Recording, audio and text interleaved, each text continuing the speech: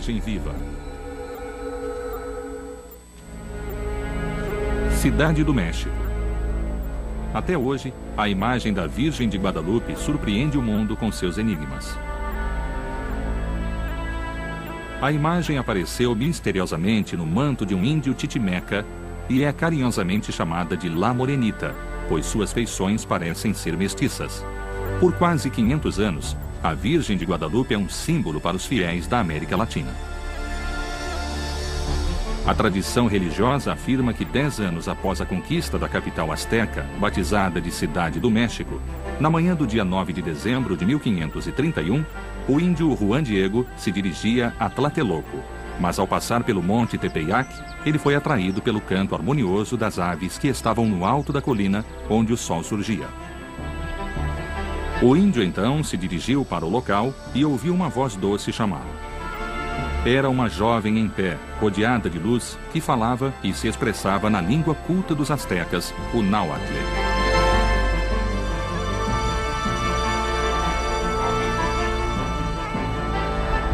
E aí a Virgem disse: Juan Diego, eu te rogo, te suplico, eu, a Virgem Maria, mãe do Deus querido para quem nós todos vivemos, o Criador do homem, dono de tudo o que existe, Senhor do céu e da terra, eu te envio ao bispo.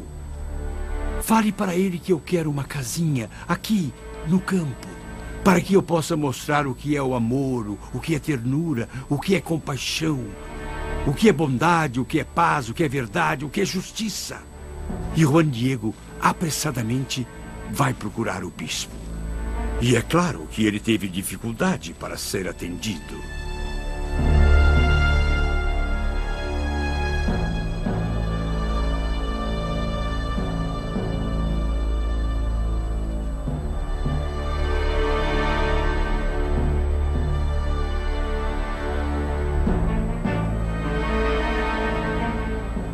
O bispo o recebeu, não acreditou e disse: volte depois, que eu te escuto com mais calma.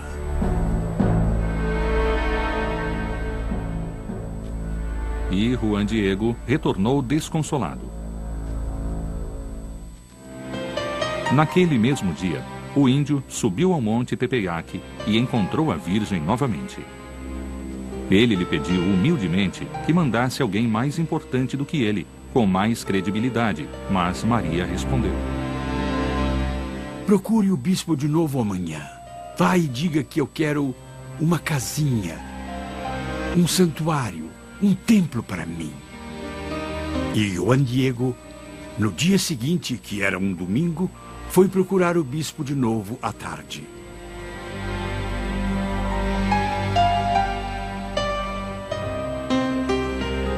O bispo não acreditou e disse que queria uma prova, que queria um sinal para que conseguisse acreditar que era mesmo a Senhora do Céu que o enviava.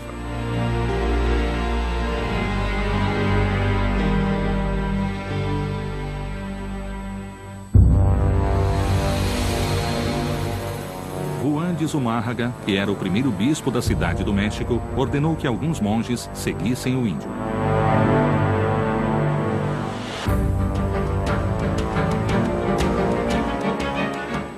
Os monges o seguiram por um longo trecho por dentro dos bosques, mas não conseguiram acompanhá-lo, e em determinado momento acabaram perdendo-o de vista. Chegando ao topo do Monte Tepeyac, Juan Diego encontrou a Virgem mais uma vez. E quando ela ouviu da boca do pobre homem que o bispo queria uma prova, Maria pediu a Juan Diego que voltasse na manhã seguinte, e ela lhe daria um sinal para que mostrasse ao bispo. Mas no dia seguinte, Juan Diego não apareceu. O índio tinha ido atrás de um médico, pois seu tio estava gravemente doente.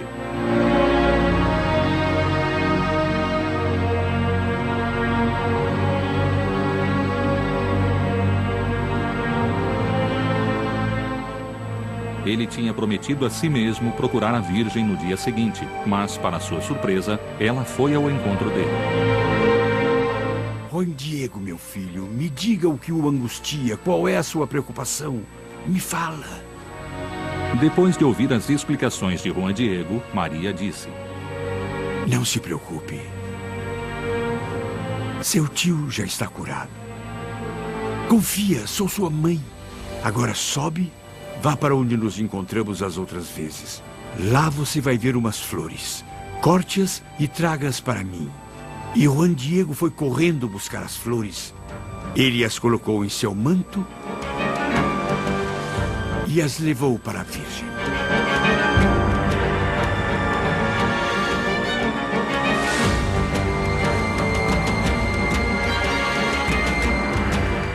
A Virgem viu as flores, as tocou, as arrumou e disse: agora leve para o bispo e entregue essas flores somente a ele. Diga que é o sinal que a senhora envia do céu. E na manhã do dia 12 de dezembro, Juan Diego voltou a procurar o bispo para lhe entregar aquelas maravilhosas rosas de Castela que nunca cresciam no Monte Tepeyac, principalmente no inverno. Já na casa de Zumárraga, o índio precisou esperar muito tempo antes de ser recebido.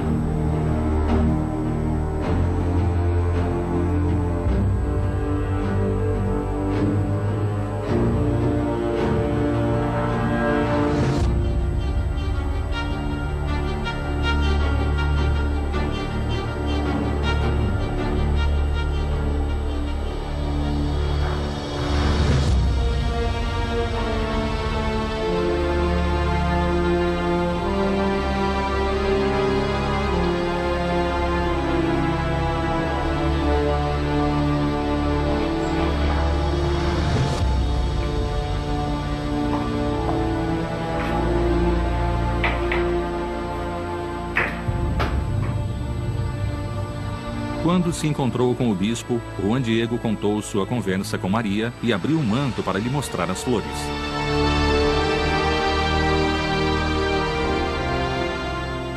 Naquele instante, sobre o tecido pobre, surgiu a imagem de Maria.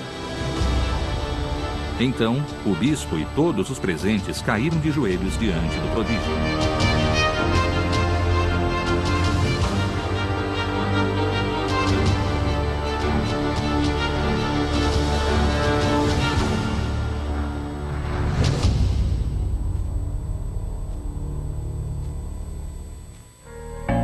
Juan Diego cumpriu sua missão e voltou para cuidar do tio, que havia deixado no dia anterior. O tio lhe contou que a Virgem aparecera diante de sua cama, apresentando-se pelo nome de Guadalupe. A história de Juan Diego e Nossa Senhora de Guadalupe se espalhou rapidamente por via oral, seguindo a tradição asteca. Mas também existem fontes escritas igualmente numerosas narrando esses eventos. E assim foi possível verificar a existência dos personagens da história.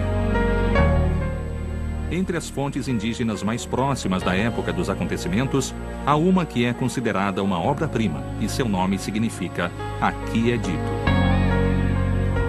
É o documento oficial e histórico das aparições de Nossa Senhora. Foi escrito 20 anos depois das aparições de Nossa Senhora. É uma beleza do ponto de vista histórico, poético e literário. O documento mais importante é o Nicam Mopoa. É um dos documentos mais importantes, sem dúvida, e um dos mais antigos. A cópia mais antiga que encontramos é mantida no Arquivo de Nova York, nos arquivos públicos de Nova York e na Biblioteca Lenox, e foi escrito por Antônio Valeriano, um indígena sábio, que estudou com os franciscanos, tanto o espanhol quanto o latim. Dessa maneira, ele escreveu com caracteres em latim, mas com som em náhuatl. Esta e outras fontes, tais como o Códice de 1548, também conhecido como Codex Escalada, que datam da morte de Juan Diego, foram cuidadosamente analisadas pela Igreja. Em 1990, o Papa João Paulo II beatificou o índio. Assim, São Juan Diego tornou-se o primeiro índio leigo a ser canonizado na história do cristianismo. O manto de Juan Diego em que apareceu a imagem de La Morenita era um pano simples, também conhecido como capa e usado pelos índios mais humildes.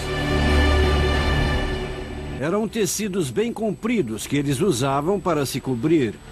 Às vezes, dormiam a céu aberto, se cobriam com isso ou usavam para transportar objetos. Colocavam no manto as coisas que compravam no mercado. Era um tecido de múltiplas utilidades e era bem forte. Esse manto foi tecido em um tear de cintura com largura de mais ou menos 50 a 55 centímetros.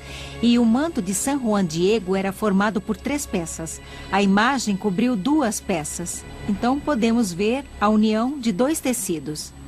E dá para notar a costura que corre verticalmente através da imagem.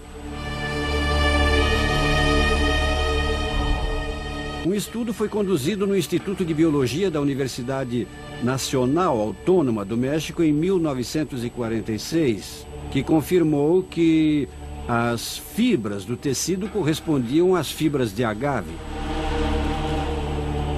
Além disso, os mantos não eram usados como telas de pintura. Miguel Cabrera, um dos grandes pintores do século XVIII, disse que era absurdo que algum pintor escolhesse aquele tecido, primeiro, porque era um pano grosseiro e, segundo, porque era composto por 2 pedaços de tecido. Quando se juntavam as pinturas, era preciso unir várias telas, mas ocultando a costura. Era impensável que um pintor deixasse a costura visível. E como um tecido feito de agave de natureza tão frágil pôde se manter conservado por tanto tempo? A tela tem que ser continuamente submetida ao combate de pragas, pois é atacada por pragas. Então, ao contrário das telas de linho, que podem durar muitos anos, os tecidos de agave duram pouco tempo.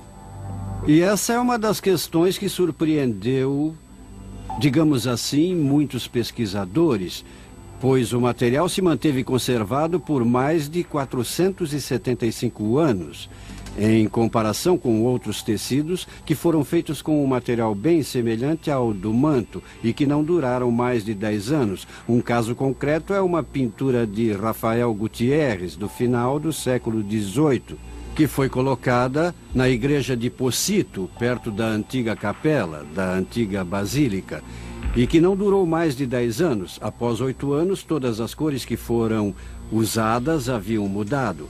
O material estava bem desgastado e as fibras se rompiam, apesar de estar protegida por vidro. Todo o ambiente em que se encontrava o manto favorecia o apodrecimento e a deterioração do tecido, pois era um ambiente muito úmido e salgado. O sal adere às rochas e pedras e faz com que elas desmoronem, e a imagem original ficou praticamente 120 anos sem a proteção de um vidro. Então é mesmo uma surpresa o fato de que esse material tão frágil tenha sido preservado.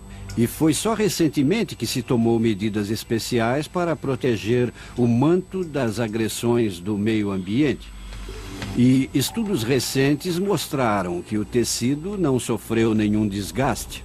Além disso, o manto sobreviveu a um incidente em que foi derramado ácido nítrico sobre o tecido, o que provocou o aparecimento de uma mancha que está desaparecendo inexplicavelmente.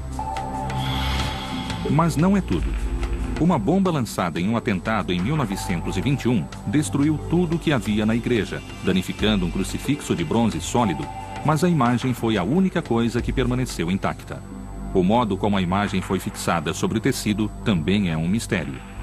O manto não recebeu aquela preparação prévia que os pintores fazem nas telas para eliminar as irregularidades do material, preenchendo as frestas e criando assim uma superfície adequada para receber as tintas coloridas e para que estas se fixem. No caso do manto, desde 1666, há evidências de que não houve essa preparação. O tecido do manto é tão aberto que podemos ver através dele. O brilho das cores na imagem de Guadalupe também parece não sofrer as agressões do tempo. Há uma descrição de como era a aparência da pintura ao longo da história e as cores que tinha. E elas permaneceram as mesmas. Mas as pinturas que foram preservadas e mantiveram a cor possuem uma base de preparação e receberam uma camada de proteção, um verniz final que protege as cores. E ainda assim, o verniz aplicado se oxida com o tempo. Nas pinturas, para criar a sensação de volume e profundidade, são aplicadas várias camadas de cores e diversas pinceladas com tonalidades diferentes. E na imagem da Virgem de Guadalupe, do manto que temos, é como se fosse uma única pincelada ou uma única aplicação de tinta. E outro fato muito surpreendente é que o tecido é muito grosseiro, porque conseguimos ver os nós e as partes mais grossas que servem para criar volume. Nos lábios da Virgem, um dos nós do tecido ajuda a criar esse volume. É como se aproveitasse as imperfeições do tecido para formar o rosto dela. Podemos ver imagens de Guadalupe por todo o mundo e cópias de pintores, mas nenhuma conseguiu reproduzir essa face. Utilizando a fotografia infravermelha, uma técnica usada ainda hoje nos estudos críticos de pinturas antigas. Nos anos 80, os professores Jody Smith e Philip Callahan, funcionários da NASA, confirmaram que o manto não recebera preparação de fundo para a pintura. E acrescentaram que havia ausência total de pinceladas. Nenhum traço, nenhuma técnica de pintura conhecida. E não é só isso.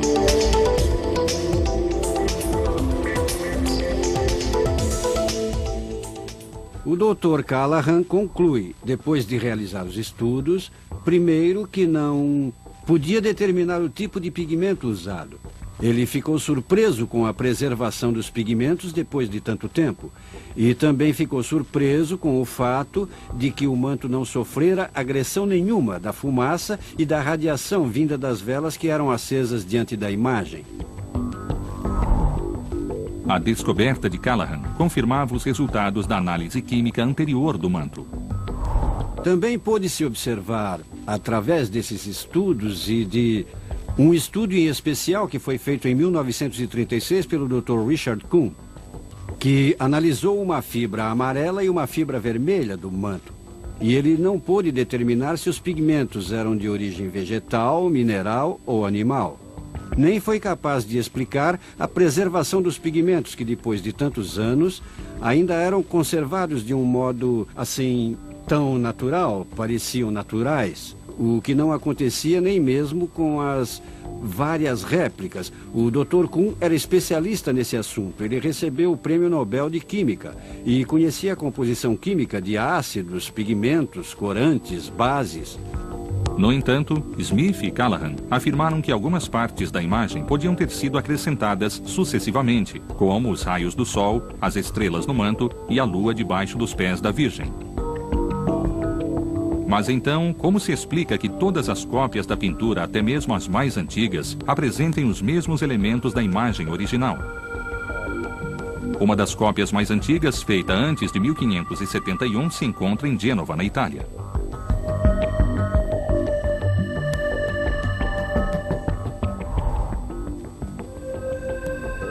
Esta imagem chegou à Itália pelas mãos de Filipe II, o rei da Espanha, que a ganhou de presente do segundo bispo da Cidade do México. Filipe II, por sua vez, a deu a seu almirante de frota, que era um genovês, Andrea Doria. Diz a tradição que Andrea Doria levou a imagem e a colocou na galera principal da frota católica, na Batalha de Lepanto, em que o cristianismo derrotou os turcos. Nos anos 70, o padre Mário Rojas, um grande conhecedor do povo azteca, mostrou que a imagem de Guadalupe era um verdadeiro códice mesoamericana repleto de símbolos da cultura náhuatl. Tudo o que aparece na imagem de Nossa Senhora tem um significado. A sua roupa e todas as cores que ela apresenta são da realeza. A cor azul turquesa, representa o jade, que era mais valioso que o ouro. A cor rosa do vestido simboliza o amanhecer, o que significa que a Virgem apareceu para anunciar o nascimento do sol de Deus. E a cor do amanhecer traz as flores do cerro. São 3 tipos de flores. Nos símbolos astecas, um dos mais importantes é a flor de Nauioli, que é uma flor com 4 pétalas e um centro. As 4 pétalas representam os pontos cardeais, o movimento eterno de Deus, o centro do universo. E isso, para os astecas, significava que aquilo era o mais importante que ela tinha. Com isso, ela dizia que carregava o menino Jesus.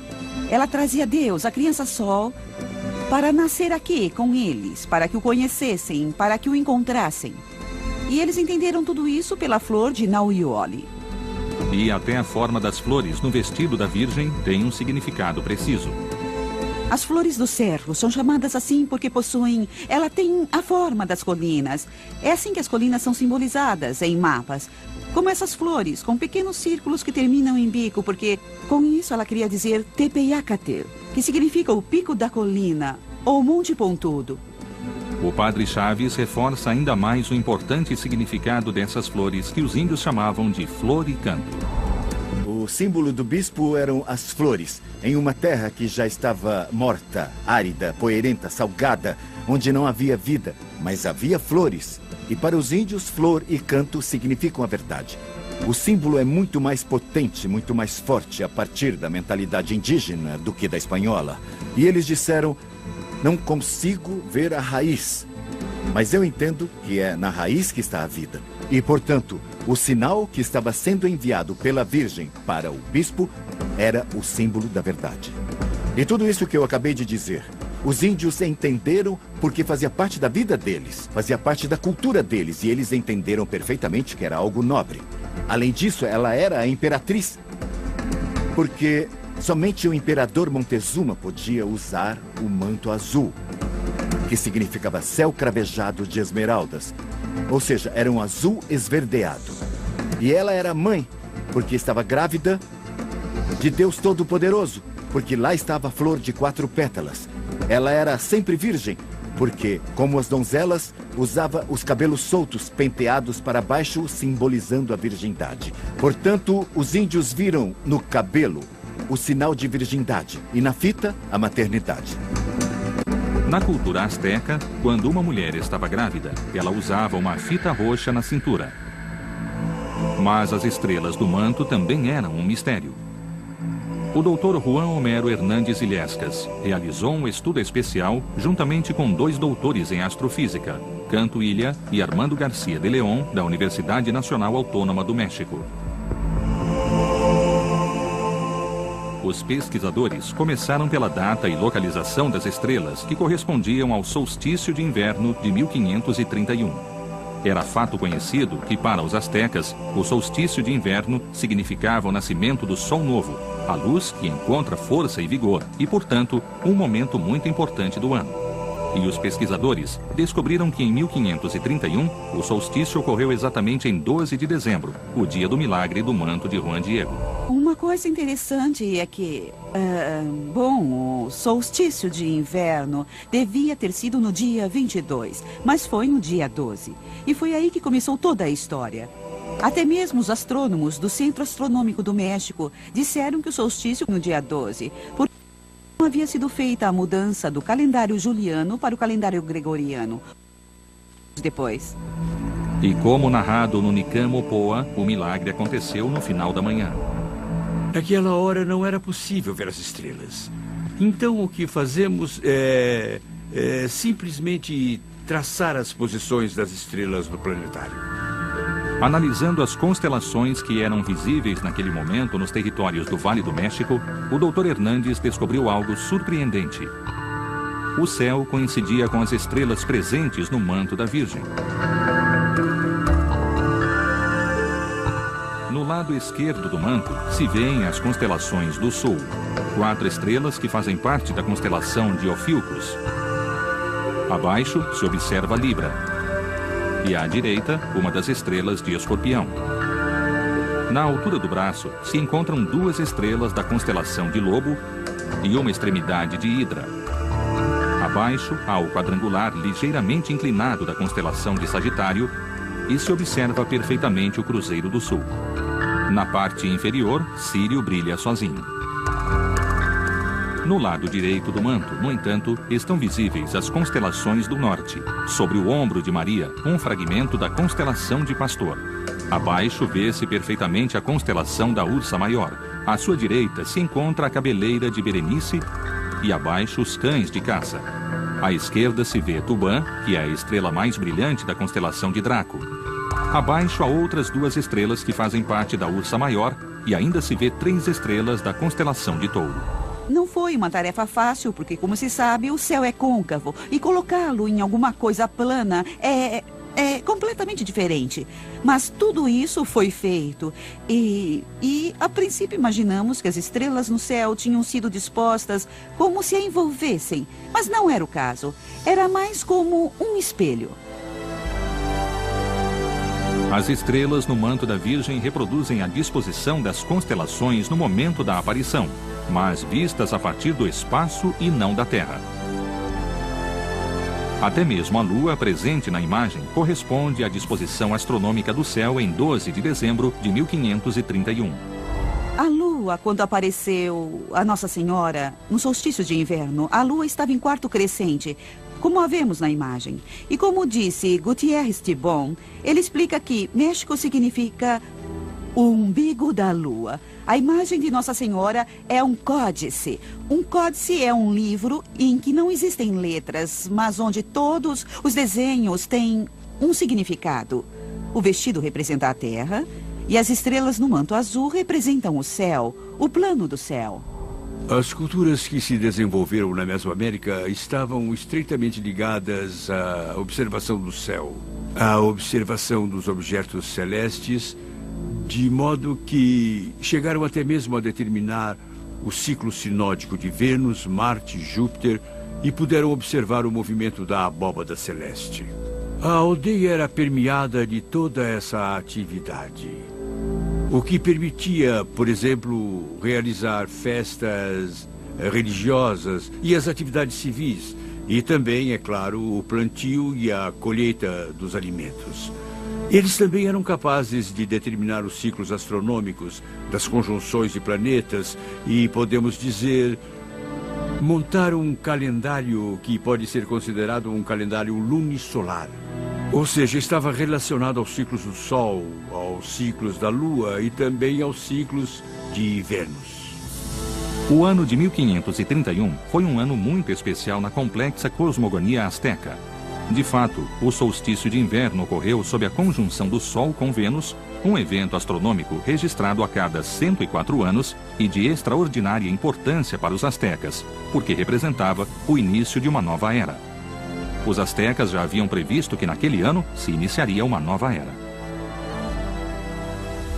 No calendário de pedra, que é o calendário solar ou o calendário dos astecas, se inicia uma nova era na casa 13, que é em 1531. Em 1521 se concluiu a conquista do México. Foi uma época terrível, assustadora para os índios. Houve uma grande depressão.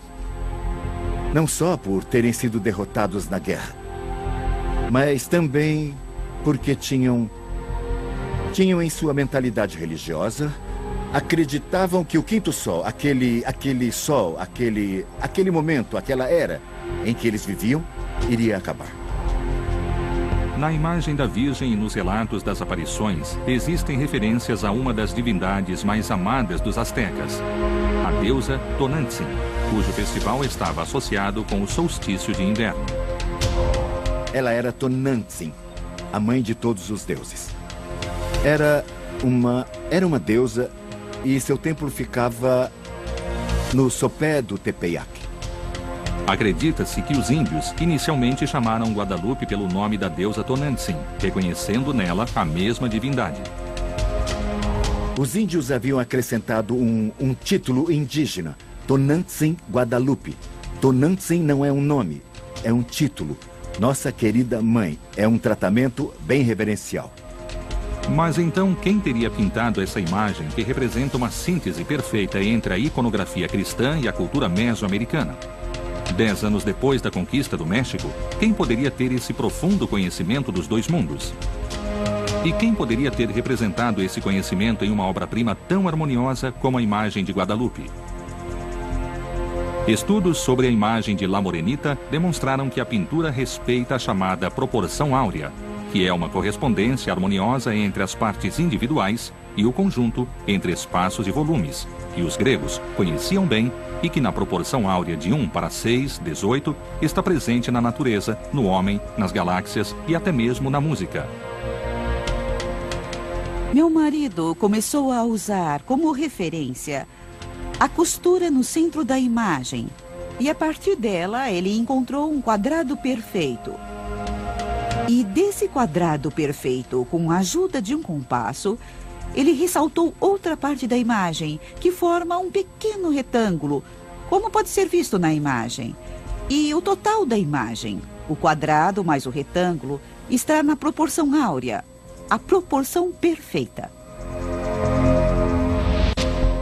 Em 2008, um matemático chamado Fernando Ojeda Llanes fez uma incrível descoberta usando como base os estudos de Pitágoras sobre matemática e música. Utilizando o retângulo áureo da imagem como ponto de partida, o matemático obteve um pentagrama, descobrindo que os símbolos no vestido e as estrelas do manto se encaixavam perfeitamente como pausas e notas musicais. O resultado foi a descoberta de uma melodia real e verdadeira na figura da Virgem de Guadalupe.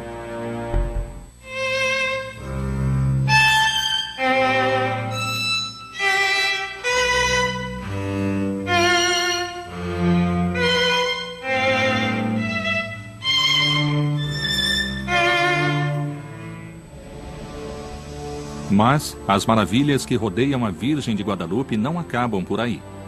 O engenheiro peruano José Asti Tosman retomou alguns estudos da década de 60 que defendiam a existência de figuras humanas nos olhos da Virgem e fez uma descoberta extraordinária. Para fazer este estudo, utilizei a tecnologia que havíamos usado no centro em que eu estava trabalhando, que é conhecida como processo de imagem digital. É a mesma tecnologia que a NASA utiliza para estudar as imagens enviadas do espaço. Muitas instituições também utilizam essa tecnologia para estudar imagens microscópicas, por exemplo. Na verdade, no centro em que eu trabalhava na época, estávamos fazendo um estudo com imagens de satélite do México. E na maioria das imagens, eu utilizei quadrados ou pixels, que são os elementos da imagem de 25 por 25 microns ou milésimos de milímetros. Isso quer dizer que em 1 milímetro quadrado, ou seja, em 1 milímetro por 1 milímetro, havia 1.600 pontinhos. Então nós fizemos ampliações que aumentavam até 2.000 vezes, em alguns detalhes muito específicos. E se falarmos cronologicamente, digamos que a primeira coisa que eu descobri e que chamou a minha atenção foi um índio que aparece sentado com as pernas cruzadas, que era como os astecas se sentavam na época. E há muitos detalhes. O índio que aparece sentado tem uma argola na orelha. E a espessura dessa argola é menor do que a de um fio de cabelo. O professor também identificou a suposta figura do bispo e que corresponde perfeitamente a algumas pinturas da época em que aparecem imagens de Juan de Zumárraga. Ele também encontrou a figura de Juan Diego com um manto ao redor do pescoço.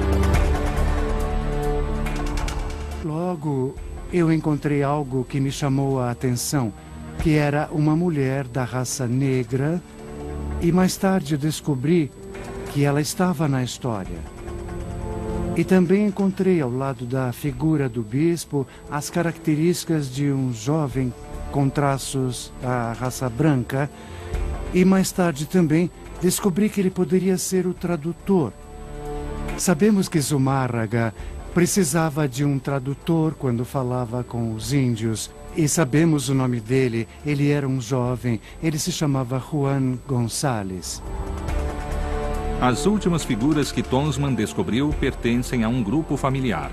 Mãe, pai, 2 filhos e um casal de adultos, em que a mulher leva uma criança nas costas. No total, são 13 figuras humanas encontradas nos olhos de Guadalupe. Segundo as leis de Purkinje-Sanson, quando os nossos olhos refletem alguma coisa, podem se formar até 3 imagens do mesmo objeto. Quando olhamos para algo, as nossas córneas atuam como 2 espelhos, são 2 cristais, digamos assim, que refletem o que está diante de nós.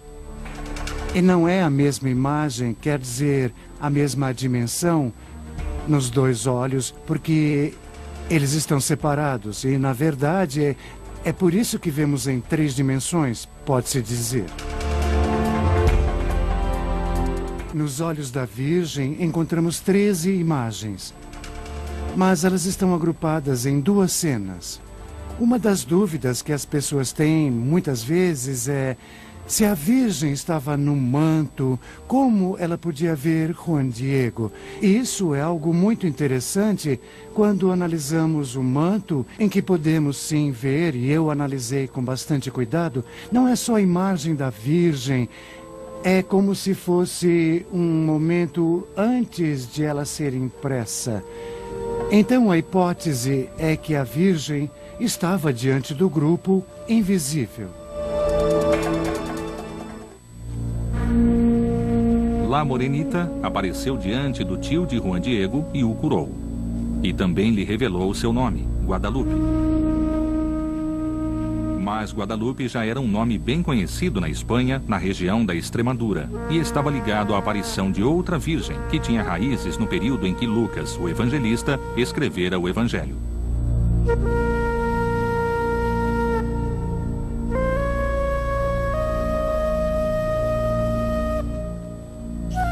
Sem ter conhecido Jesus pessoalmente, São Lucas conversava com aqueles que tiveram a oportunidade de ouvi-lo ou encontrá-lo, reunindo seus testemunhos. E o apóstolo Paulo teve um papel fundamental na formação de seu evangelho. O evangelista o acompanhava em suas longas viagens da Palestina à Grécia, fazendo inúmeras perguntas a respeito de Cristo. Ele também esteve presente durante os sermões que o apóstolo pregava.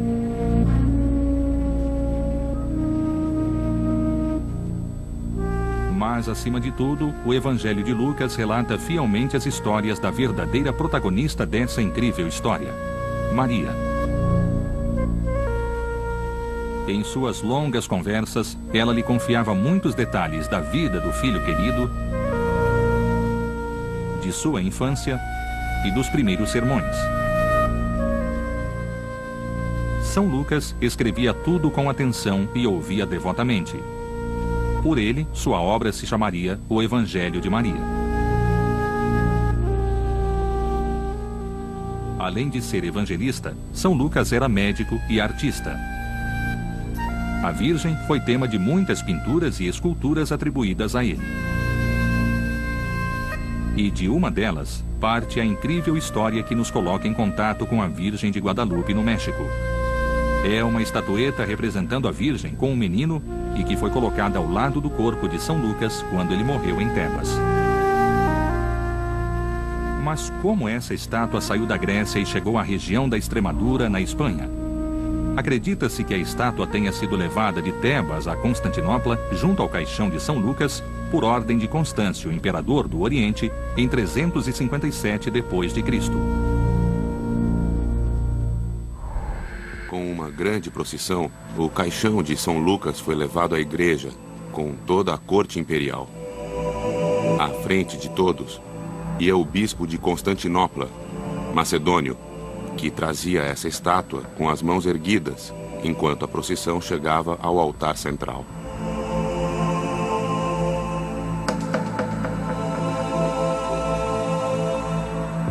Mais tarde foi revelado que a estátua havia sido um presente do imperador do Oriente, Maurício, ao futuro Papa Gregório Magno, quando este ainda fazia parte da corte imperial como embaixador do pontífice. Quando Gregório voltou a Roma, tinha 2 imagens da Virgem. Uma era em forma pictórica, a outra era a estátua de madeira que ele levara consigo para Célio.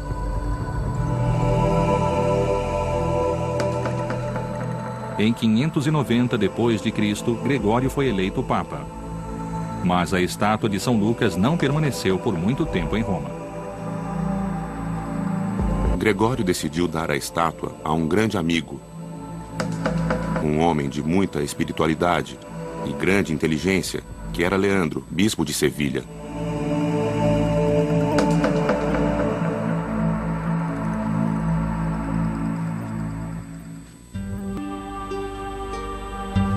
A estátua ficou no altar da Catedral de Sevilha durante quase um século, mas desapareceu durante a invasão árabe à Espanha.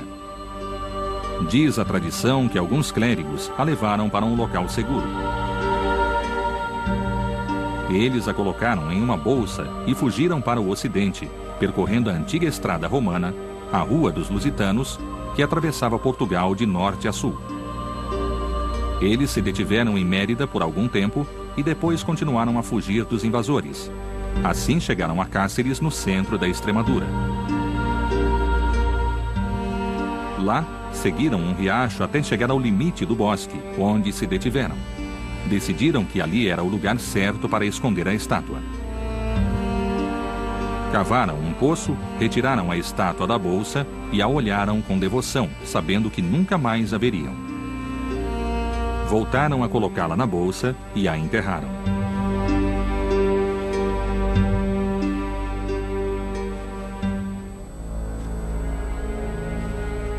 Dessa estatueta, é óbvio que não se soube mais nada.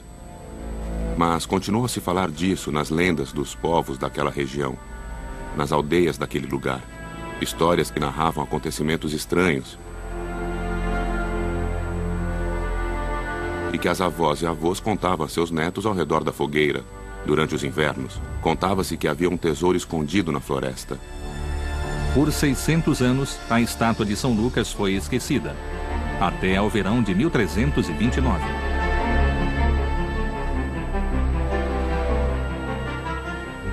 Diz a tradição que naquele ano, Gil Cordeiro, um pastor de Cáceres, entrou na floresta para procurar uma vaca que se perdera de seu rebanho.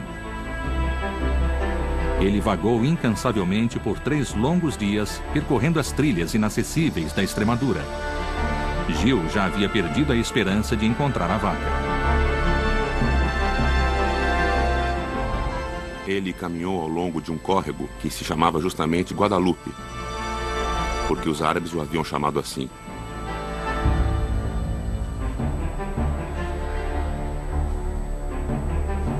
E em uma pequena clareira, ele finalmente encontrou a vaca, caída no chão, morta. Ele se aproximou da vaca apenas para remover a pele e utilizar o couro, mas quando se abaixou ao lado da vaca, ela ficou em pé, viva e saudável. E só então, no meio de uma luz brilhante, ele viu a Virgem Maria.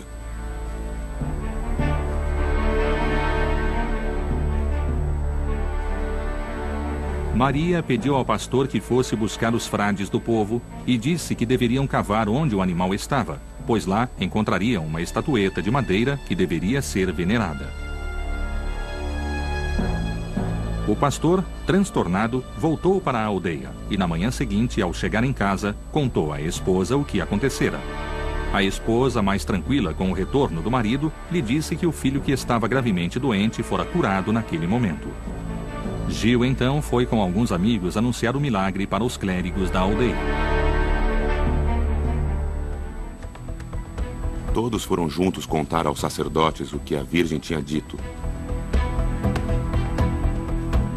E eles destacaram principalmente uma frase que a Virgem dissera: que aqui seja construída uma pequena casa onde todos os pobres que aparecerem recebam pelo menos uma refeição por dia. Os sacerdotes se dirigiram ao local da aparição, escavaram e realmente encontraram a estátua de madeira, esculpida por São Lucas.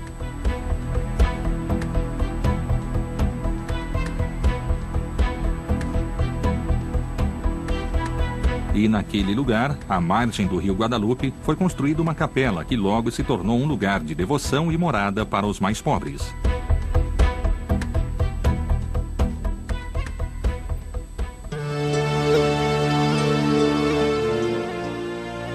Os reis da Espanha, Fernando e Isabel, tinham o costume de visitar o santuário. Ali eles construíram uma casa, uma residência no local e, a partir de lá, assinaram várias ordens e leis. Um desses decretos foi precisamente se deviam ou não financiar a aventura de Cristóvão Colombo. E há muitas evidências na Extremadura da devoção de Cristóvão Colombo à Virgem de Guadalupe. Em seu diário de bordo foi registrado um importante episódio. No regresso da descoberta da América, a caravela de Cristóvão Colombo entrou em uma forte tempestade. Naquele momento terrível e assustador, Colombo reuniu a tripulação e fez uma promessa. Se a Virgem os salvasse daquela horrível tempestade, alguns deles deveriam ir em peregrinação a um santuário da Europa. Colombo manteve a sua promessa e foi ao santuário da Virgem de Guadalupe, na Extremadura. Cortés também era da região da Extremadura, assim como muitos missionários enviados ao Novo Mundo. Isso sugere que foram os próprios espanhóis que chamaram a Virgem Mexicana de Guadalupe. Mas há indícios de que os espanhóis e até mesmo os missionários franciscanos não queriam que a Virgem Mexicana recebesse esse nome. Além disso, naquela época, os dois povos ainda estavam bem longe de se conhecerem e se compreenderem. Após o decreto de Carlos V, o ministro dos franciscanos na Espanha, Francisco de Los Angeles, enviou um grupo missionário chamado os 12 Apóstolos do México. Mas eles não conseguiram converter a antiga aldeia. Os primeiros anos de evangelização foram muito difíceis. Os 12 apóstolos do México não conseguiram compreender o significado alegórico dessas estátuas. Para eles, elas eram monstruosas, diabólicas. E os índios, especialmente os sacerdotes, não entenderam por que esses homens tão santos que transmitiam uma mensagem de paz, que traziam uma mensagem de fraternidade, eram tão diferentes dos outros homens brancos espanhóis que, por sua vez, os torturavam, os privavam da liberdade e os matavam.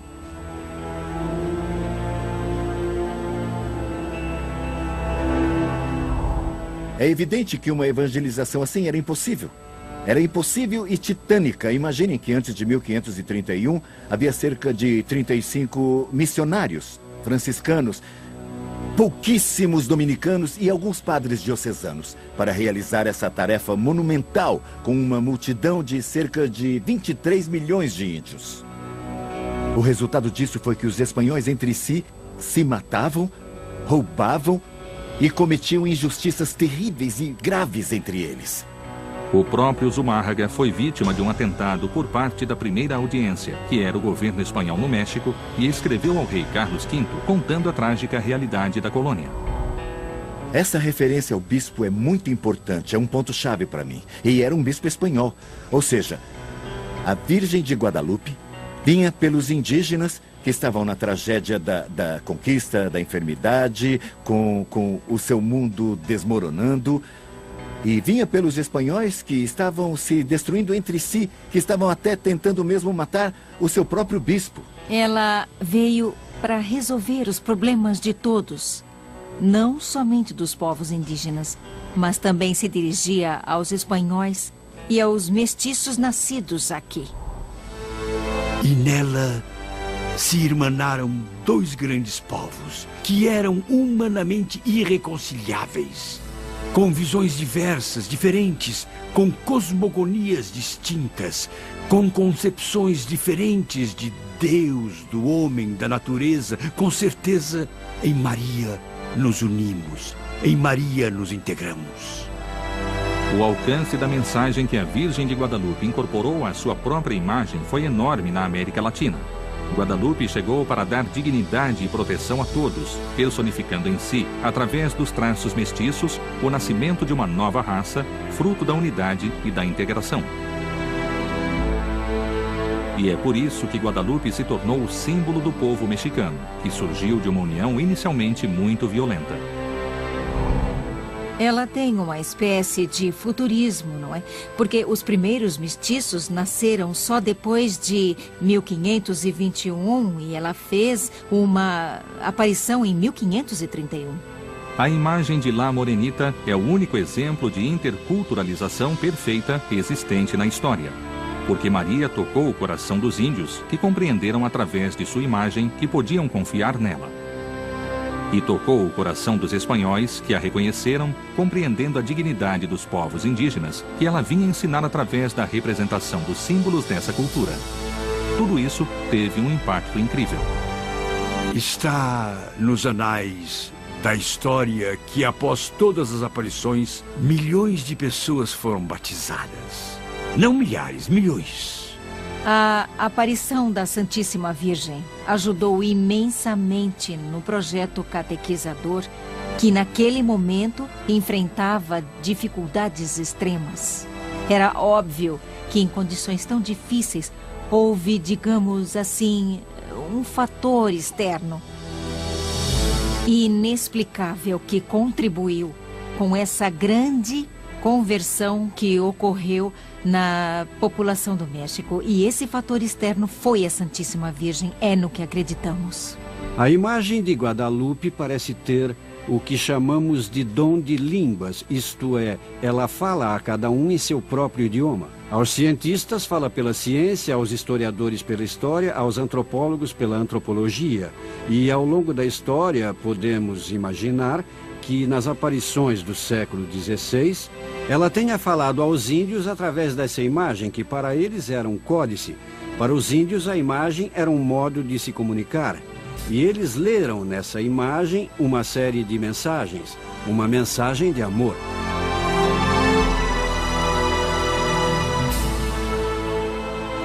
Foi assim que o manto de um pobre índio, com características excepcionais, mudou a história dos povos da América Latina.